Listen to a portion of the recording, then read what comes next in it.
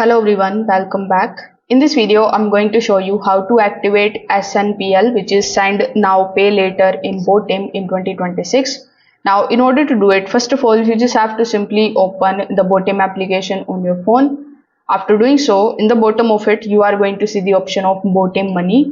When you tap on the option of Botim Money, you are going to see these types of options in front of you, where you just have to simply select the option or the banner of SNPL.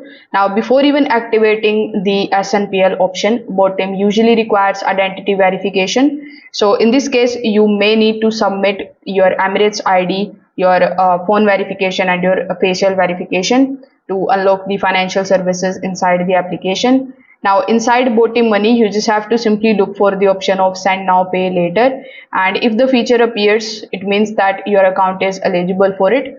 Now Botim is going to review your account's eligibility automatically. So approval usually depends on the things like your account activity, your verification status, the wallet usage. So if approved, Botim is going to show your available spending limit and the repayment plans.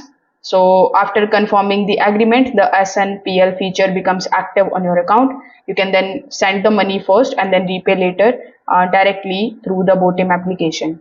So that's how you can do it. Thank you.